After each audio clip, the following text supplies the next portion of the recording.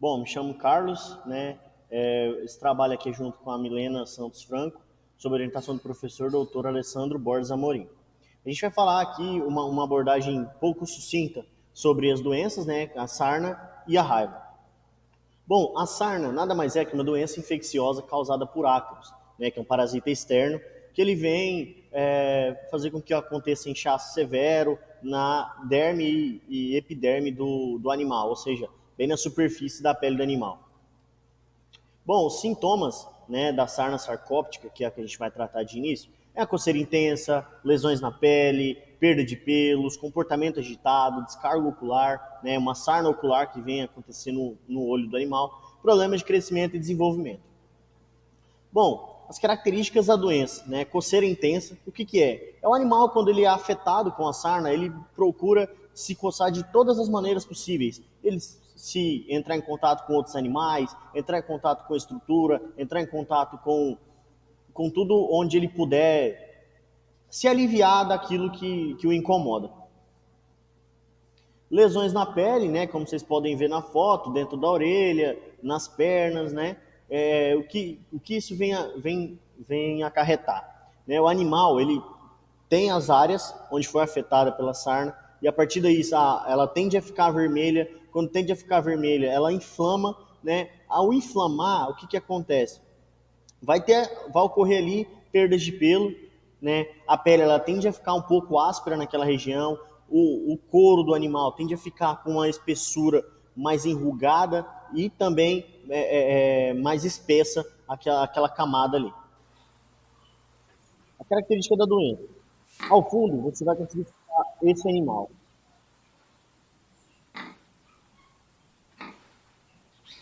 Esse animal, ele tem um comportamento natural. Ou seja, não é um animal que está com comportamento agitado. Diferentemente de um animal com comportamento agitado, ele está tranquilo onde ele atingiu a sua homeostase comportamental, ou seja, ele está em seu melhor ambiente, né? Está no seu estado natural de bem-estar animal. Diferentemente do animal, quando ele é contraído quando ele contrai sarna, ele é um animal que ele tem um comportamento totalmente diferente. É um animal que não consegue ficar tranquilo. É um animal que tem inquietação, relutância em se alimentar, em beber água, e isso afeta diretamente o desempenho produtivo da granja.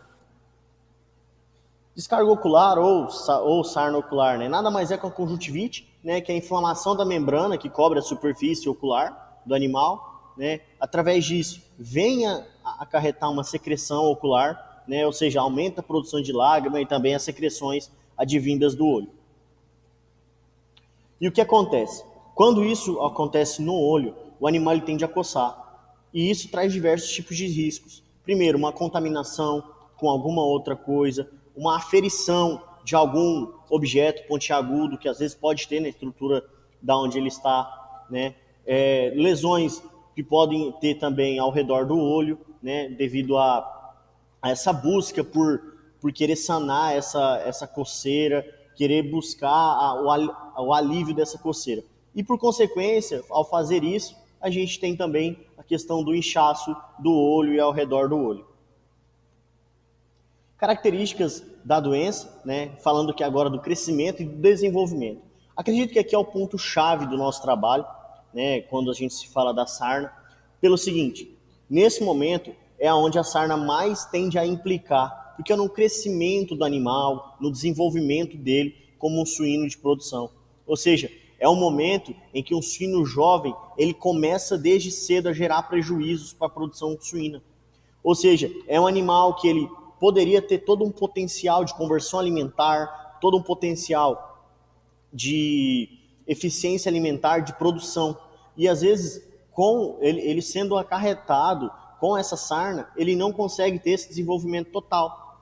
Por quê? Porque é um animal que vai deixar de comer, é um animal que vai deixar de desempenhar. Ou seja, se era um animal para ser abatido com X dias, é um animal que vai, às vezes, dobrar ou até mesmo triplicar. E aí cabe a nós, como técnicos, como zootecnistas, como veterinários, como os responsáveis técnicos de uma granja suína, para identificar se é momento de descarte, se é momento de manter esse animal lá dentro. Falando agora um pouco dos sintomas da sarna demodésica, né?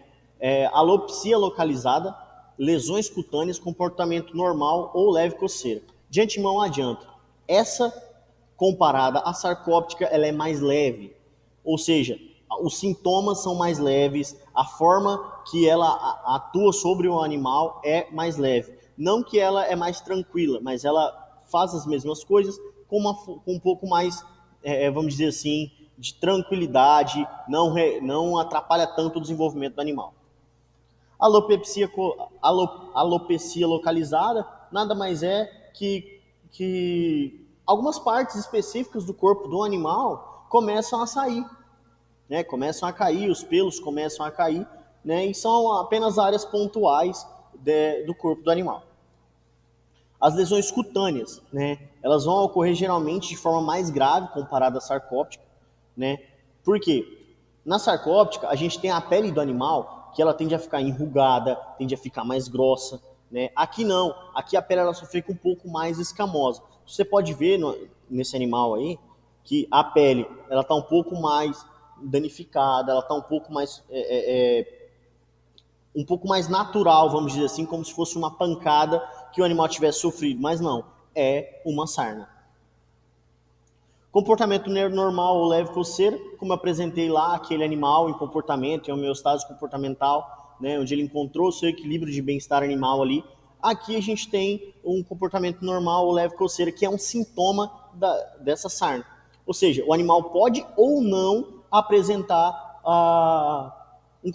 um estereotipismo durante o seu comportamento dentro da granja.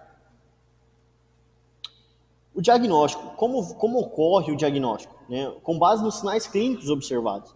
Né? A gente faz exame de pele, a gente faz amostra de raspagem específica para a identificação de qual ácaro que está atacando e também tem o teste ELISA. Os agentes infecciosos é o ácaro, né? Que esse ácaro da sua direita, você consegue ver, ele causa Sarcoptes cabiei, e o seu ácaro da esquerda é o ácaro que causa Demodex. O ciclo de vida deles varia de 2 a 5 semanas. Como é realizado o tratamento, né? Eu vou seguir uma cronologia para você entender de forma mais fácil e rápida. Primeira coisa, você identificou um lote ou um animal com sarna. Isola esse animal para que o tratamento seja feito. Segundo, remover o lote, remover o animal da onde ele está, faz a desinfecção e a limpeza do local de todas as formas possíveis para que não venha a ter contaminação, até mesmo cruzada, né? Podendo ter ali alguns outros tipos de micro-organismos, tipos de bactérias presentes ali. Porque a ideia é, como o sistema não pode parar, o sistema produtivo não pode parar, a gente deve realizar o quê? Tirou um lote que estava com problema, realiza essa limpeza, essa desinfecção, coloca um novo lote. Após isso, realizar um banho de acaricida em todos os animais que estão com esse problema. Ou seja, você vai agir de fora para dentro do animal sobre a sarna. E também você vai fazer o sentido inverso. Você vai administrar acaricidas sistêmicos. Ou seja, você vai fazer com que você tenha a ação de fora para dentro e de dentro para fora sobre o animal. Por fim, né, não menos importante, a gente tem o nosso controle ambiental. O que é? É respeitar a instrução normativa que vai falar sobre as boas práticas de manejo e produção. Que é o quê? Vai entrar um caminhão na granja, tem o rodolúvio. Vai entrar alguém na baia X, tem que ter o pé dilúvio. Ou seja, tem que ter todo o controle sanitário da granja. Né? E também os colaboradores manter a sua boa higiene, como demanda a legislação. Notificação nacional, né? Você deve contatar primeiro um veterinário, depois você emite um relatório oficial, né, do que aconteceu, do que se passou dentro da granja, a identificação detalhada de como aconteceu, qual a doença. Você deve obrigatoriamente cooperar com as autoridades sanitárias e você deve também realizar as implementações de medidas de controle de prevenção e dizer qual foi o segmento que você utilizou, se você começou por A, por B ou por C, o tipo de tratamento. E aí você já entrou em contato imediato, né, com o responsável, pensando em Mato Grosso, que é o órgão que vai atuar nisso, é o INDEA, né, você informou o tipo específico da sarna e quais são as necessidades de medidas de controle e prevenção. Tudo isso você consegue lá, eles vão te orientar a isso.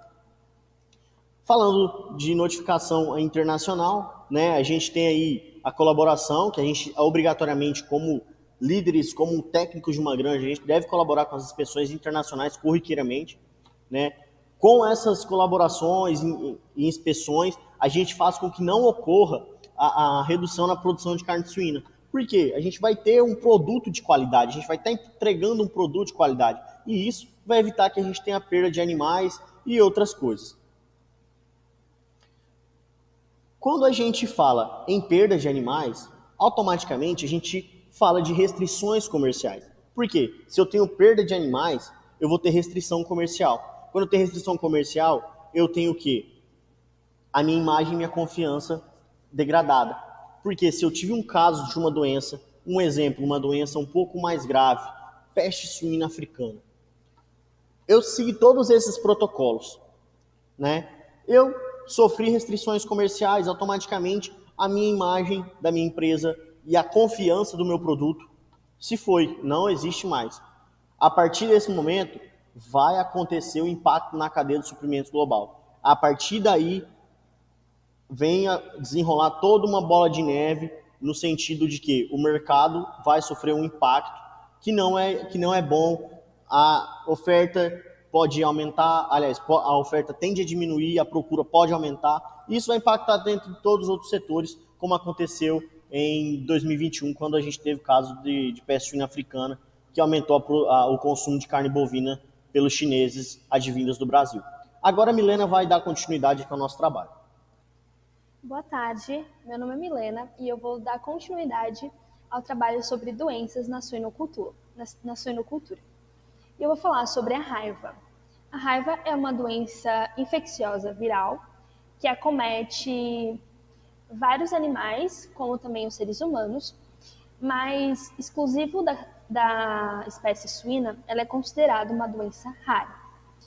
Apesar de ser considerada rara, eu trouxe para vocês uma comunicação científica que foi publicada em 2009 na Universidade Federal de Mato Grosso, onde relata a infecção conjunta de bovinos e suínos. É uma propriedade localizada em Nova Mutum, onde era uma criação de subsistência, com uma criação bem diversificada de suínos, ovinos, bovinos, aves e cães. Lá eram relatadas bastante ataques de morcegos em várias das espécies animais que lá existiam, né, que continham lá, e também nas propriedades aos redores.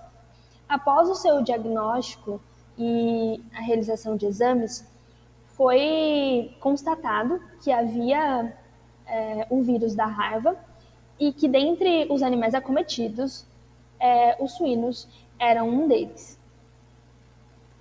Sobre a característica da doença, o vírus ele é do gênero Lyssavirus e ele está presente na saliva dos animais.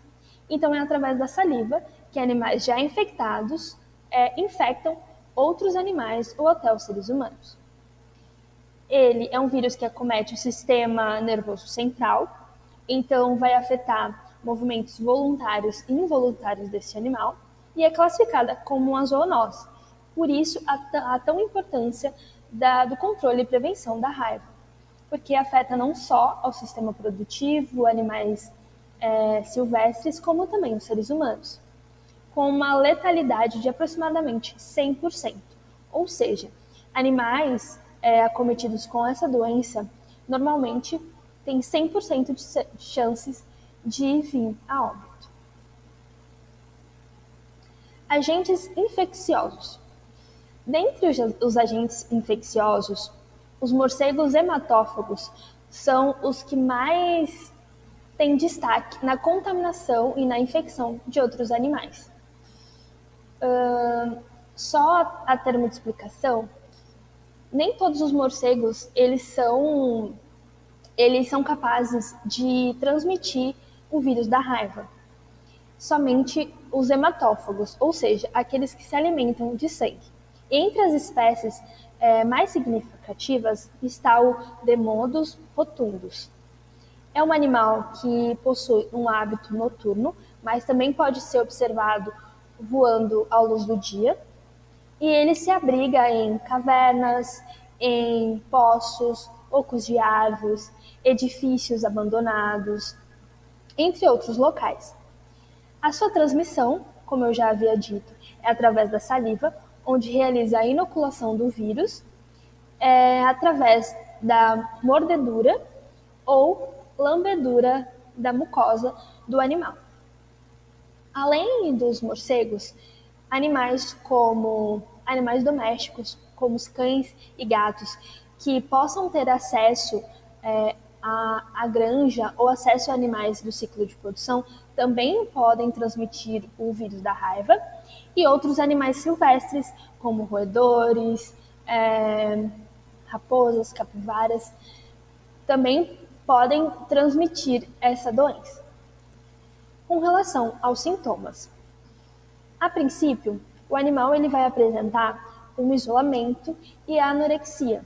Então, esse animal ele vai se distanciar do grupo, ele não vai ter aquele apetite, então você não vai ver esse animal indo ao coxo se alimentar ou beber água. E, posteriormente, esse animal começa a ser acometido e vai limitando a mobilidade desses animais, com espasmos musculares generalizados, paralisia progressiva. Então, esse animal ele vai andar cambaleando, sem rumo, o animal fica um pouco confuso, com a salivação intensa, né? A gente conhece bastante quando a gente tem raiva em animais domésticos, mas pode acontecer nos suínos, e o decúbito e movimentos de pedalagem. Quando o animal ele normalmente deita, assim, e ele começa a fazer movimentos como se estivesse pedalando com as patas dianteiras e traseiras, mostrando um total desorganização do sistema nervoso central. Bom, os óbitos normalmente eles acontecem pela paralisia respiratória, que se apresenta mais ou menos até o 13º dia após a manifestação da doença. Fatores que favorecem a disseminação. Alguns dos fatores são a macromodificação ambiental, quando ocorrem queimadas, desmatamentos, construções, esses animais eles perdem o ambiente natural em que eles vivem e começam a ir para as regiões urbanas e também as regiões rurais, onde tem os ciclos de produções. Oferta de abrigos artificiais, como galpões, fábricas de ração, edifícios que não tem mais alguém vivendo ali. Todos esses locais são propícios para que os animais eles vá se abrigar e comecem a viver lá. E também o crescimento de rebanhos. Com o aumento da demanda de alimentos, houve o crescimento de rebanhos, principalmente na bovinocultura. O morcego hematófago, ele tem predileção por animais de sangue quente, os herbívoros. E por isso, ele é tão importante e ataca tanto os bovinos. Com relação ao diagnóstico, a princípio, se deve fazer a realização da observação de sinais clínicos, que pode ser feita pelo produtor, pelo médico veterinário responsável, pelo zootecnista, em que ele vai observar aqueles sintomas que eu havia dito no slide anterior e, posteriormente, vai se realizar os testes laboratoriais para ter a confirmação da raiva. Os testes consistem. Eu trouxe 2 exemplos de testes, mas existem alguns outros. Mas os principais são a inoculação em camundongos, é realizado a inoculação de um material que supostamente tem o vírus e se acompanha o comportamento dos camundongos. E temos a imunofluorescência direta, onde é coletada, através da necrópsia, partes do cérebro deste animal, como o córtex e até a medula, para que seja levado ao microscópio e, através de compostos, como é apresentado nessa imagem, quando se tem o vírus, né, quando se é positivo, aparecem esses pontos fluorescentes e, através desse ponto fluorescente, há a confirmação da raiva. No estado do Mato Grosso, o diagnóstico ele é feito através da estrutura de serviço veterinário, que é composto pelo Ministério da Agricultura e Defesa Sanitária, onde eles realizam a vigilância e o diagnóstico. Precisamente em Cuiabá, há postos de laboratório e serviços veterinários que são responsáveis por fazer as coletas e os exames para diagnosticar a raiva. Eu trouxe aqui uma imagem para mostrar para vocês do Ministério da Agricultura, onde mostra esses pontos autorizados para fazer essas análises. Com relação ao controle e à prevenção, são feitas as vacinações dos herbívoros domésticos, como é realizada a dos bovinos, o monitoramento de abrigo de morcegos hematófagos para a realização do controle desses animais, a vigilância epidemiológica, então a vigilância onde há casos que possuem já constatados de raiva, a comunicação de risco para que os estados vizinhos, né, não haja essa contaminação, vamos dizer, cruzada, que aquele foco ele não se expanda para outros lugares, e atividades educativas para que produtores, técnicos saibam identificar e saberem quais procedimentos devem ser realizados. No Brasil, existe o Programa Nacional de Controle da Raiva dos Herbívoros, e ela é responsável por realizar programas educativos, realizar a vigilância, o monitoramento e o diagnóstico da raiva. Com relação à notificação nacional e internacional, eu trouxe um flyer do Ministério da Agricultura, em que fala sobre o que o cidadão rural e da zona urbana deve fazer. Então, ele deve notificar ao Serviço Veterinário Oficial casos de acidentes com pessoas mordidas por animais da rua ou morcegos, animais de produção que são encontrados mortos com alguma mordida ou algum ataque animal, ou que de alguma forma foram mordidos, e os médicos veterinários, tanto da zona rural, tanto da zona urbana, são responsáveis por fazer a coleta do material desses animais e levarem para esses postos para que eles sejam analisados e constatado se há ou não a presença do vírus. Ainda sobre o impacto no mercado externo e interno, eu trouxe um projeto de pesquisa realizada pelo Ricardo Brumati, em que ele fez um levantamento do impacto econômico das doenças de ruminantes e equinos no estado do Mato Grosso, e um deles era a raiva. Ele relata que a vacina da raiva custa, em média, 2 doses, aproximadamente R$1, e que, dependendo do rebanho, sendo médio ou pequeno, o valor da morte de 1 ou 2 animais no rebanho acometidos pela raiva poderia pagar a vacinação de todo o rebanho, o que mostra que a vacinação é algo que se deve fazer, que tem um baixo custo, e, além disso, como o Carlos disse, há vários impactos de confiabilidade na exportação e exportação, impactos econômicos em que países do exterior não vão querer mais exportar a nossa carne se esses casos continuarem acontecendo. Então, há grandes prejuízos tanto para o mercado interno como externo, além de ser uma doença que é uma zoonose. Então, é muito importante com relação à contaminação e à infecção das pessoas. Eu trago aqui para vocês as referências do nosso trabalho. E quero agradecer a compreensão de todos e a atenção, o nosso contato e nosso e-mail para qualquer dúvida. Obrigada.